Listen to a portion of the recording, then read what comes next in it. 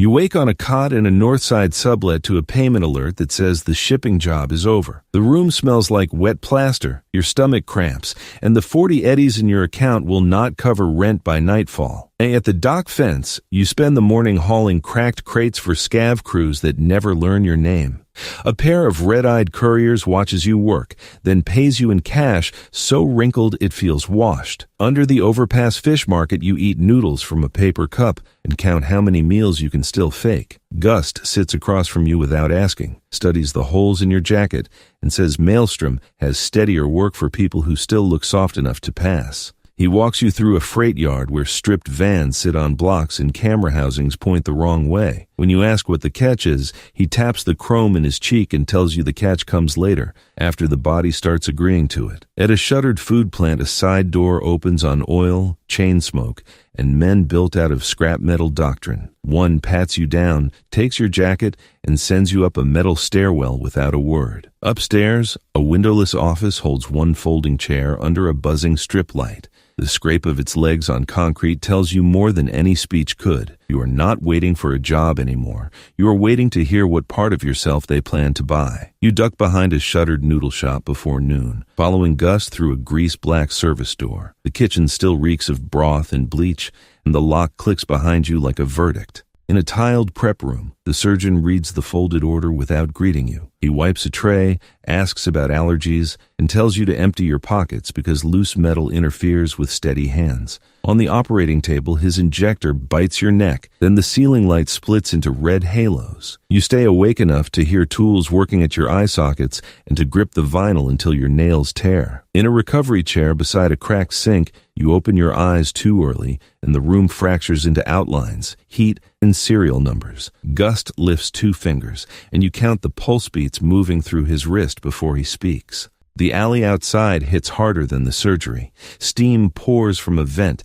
Every droplet shines in layered color, and a courier half a block away turns his head when your new lenses catch his face. At a pharmacy kiosk window, you catch your reflection in the security glass and flinch at the twin red points staring back. The clerk inside stops meeting your eyes and slides your painkillers through the tray with both hands visible. At the pedestrian bridge over the avenue, you stop because traffic below suddenly looks sortable and ownable. Gust asks if you can work tomorrow, and you hear yourself say yes before the bandage starts itching. You bang on a pawnbroker's roll-up in Little China before sunrise, and the man opens only when he sees the red glow in your eyes. He pays with shaking hands, not because you have hit him before, but because you stay in the doorway long enough for him to picture it.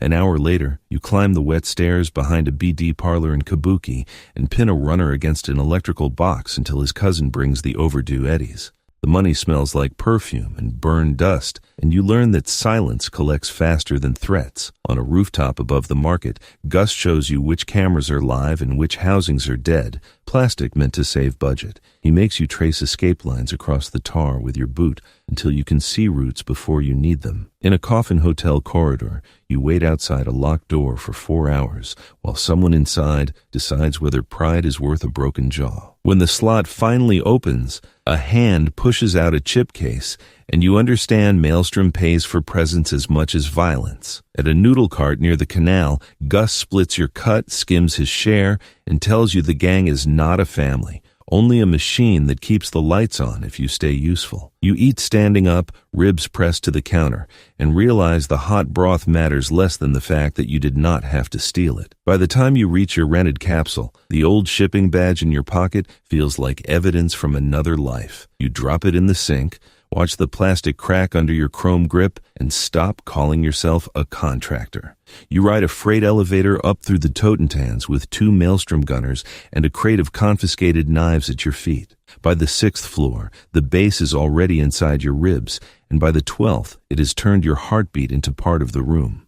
At the security cage near the entrance, a handler stamps your wrist and shoves a shock baton into your palm. He points at the crowd below and tells you to watch hands, exits, and anyone whose eyes stop tracking the music. From the mezzanine, you scan chrome ribs, torn mesh, and faces lit by red strobes. Your optics pull out heat blooms through the smoke, and every hot pocket in the mass looks like a fight deciding whether to happen. In the restroom hall, a man lifts a knife on his own friend over a bad pill deal. You step between them, put the baton under his jaw, and hear the blade clatter across tile before either of them finds a speech. Near the loading bay after midnight, 2 dancers ride the service lift down on stretchers while the next crowd pushes past them to get upstairs. Nobody asks if the blood on your sleeve is yours, and that indifference lands harder than the noise. A week later, you come back through the side entrance on your night off and pay for your drink instead of getting waved through. When the doorman nods like you belong there now, you understand. The club has stopped being an assignment and started being home. You ask Gust for more chrome in a parking garage under the ring road while he counts ammunition off a crate. He does not ask why, only circles a date on your shard and tells you to show up sober. The surgeon takes you through a locked door behind the closed noodle shop and marks your forearms with a grease pencil. He says the blades are factory refurb from a Militech pallet, then makes you sign for damage as if your body were freight. In the chair, his assistants pin your wrists while housings get seated against the bones. When the mantis blades slide out for calibration, the click travels through your elbows, your shoulders, and into the back of your teeth. They move you to a concrete drill lane where hanging meat packs serve as targets. The surgeon orders you to open, retract, open again, and by the 5th repetition, your balance tips forward as if the rest of you is trying to catch up with the steel. Outside All Foods, the men in your unit stop joking when you pass and start making space instead. One taps the blade housing with a knuckle, nods once, and treats that small surrender like a promotion. In the bathroom on the plant's 2nd floor, you face a mirror webbed with old cracks and fluorescent buzz. Red eyes, chrome arms, shoulders held too tight. The man looking back still has your name, but he already looks built for someone else's war. You spend 6 Tuesdays on a half-collapsed parking deck timing the Militech convoy as it clears the same light. Gust makes you log wheel count, escort spacing, and blind seconds until the route stops looking like traffic and starts looking breakable. At a chop shop garage in Northside, 11 of you load blockers, spike strips, and medical foam into 4 stolen trucks. Somebody vomits behind the compressor, somebody laughs at him, and you realize the only calm people here are the ones with the most chrome. The hit starts on an industrial stretch east of the canal when the lead truck slams sideways across the convoy lane. You jump from the second vehicle into headlight glare, blades out, while rounds chew sparks off the asphalt near your boots. Inside the cargo section, a Militech guard catches you in the ribs with a baton charged hot enough to numb half your flank. You bury a blade under his plated arm, kick the crate loose, and watch another man in your unit stay down when the firing stops. The extraction van spits you into a loading dock that smells like coolant and blood. Gust pries the crate open, lifts an optical implant from the foam, and for 1 second everyone in the room goes quiet enough to hear how much money sits in your palm.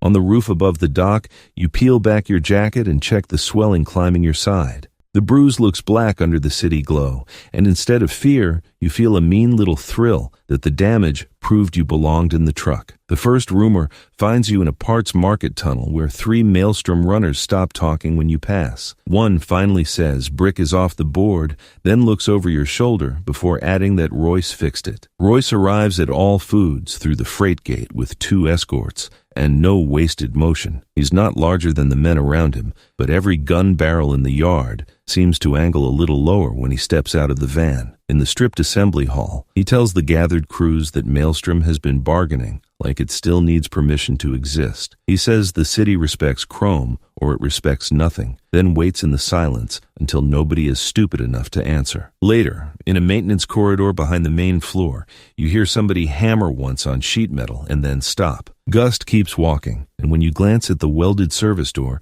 he tells you that curiosity has become an expensive hobby. 3 nights later, you reach the locker bay before shift change and find Cutter's slot emptied clean, even the cheap Saint card gone from the frame. No one explains the absence, and you help yourself by deciding explanation would only make you choose a side. At dawn on the pedestrian bridge over the canal, you tell yourself you stayed quiet because you were practical, not afraid. The lie works well enough to get you home, but not well enough to let you sleep. You lose the first chunk of time in a kabuki corridor while waiting for a debtor to open up. One moment you are listening to a lock cycle, The next, your fist is already on the man's collar, and you cannot account for how the door got open.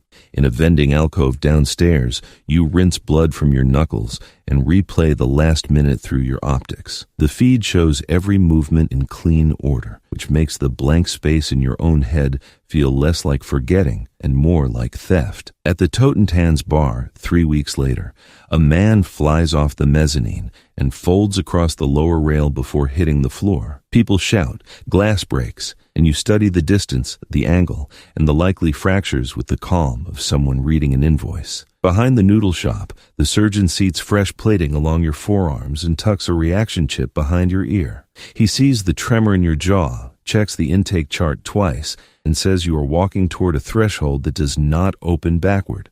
In your capsule apartment, the new implant hum keeps pace with the pipes in the wall until dawn. You sleep 3 hours, wake without fatigue, and scare yourself more with the missing panic than with the missing rest. Out in the alley, the city resolves into outlines, heat stains, and traffic vectors so exact they barely feel real. You stand there longer than you mean to, wondering whether the numbness is a symptom or the payment. The scream starts in a warehouse off Arroyo when the chip behind your ear jumps from hum to blade in 4 seconds. Shelves, exits, and bodies stop looking like a room and flatten into targets, angles, and tasks. You come back in an intake cage at a MaxTac transit bay with dried blood on your chin and 11 missing minutes. An officer reads the capture report through the mesh. 17 words of warning, 2 flashbangs, 11 responders, 1 live restraint package. A medtech wheels you through a decon corridor bright enough to erase shadows from the floor. Your arms are cinched in industrial cuffs. Signal dampers bite behind your neck. And for the first time since Northside, you cannot reach your own chrome. In the white treatment room, a clinician asks for your name before she asks what you remember. You give her the name, then the noodle shop grease, Gust's roots, the first click of the blades, and hear from her face that memory is not the part she is measuring. At the observation window, she explains threshold breach in careful terms and uses cyberpsychosis only once. Beyond the glass, another patient laughs at nothing, and you realize the hum in this room is softer than the city, because everything dangerous has already been bolted down. When the lights drop to night mode, you listen to the quiet and feel how completely Maelstrom followed you inside. If you would keep the restraints on, subscribe. If you would cut them, say it in the comments.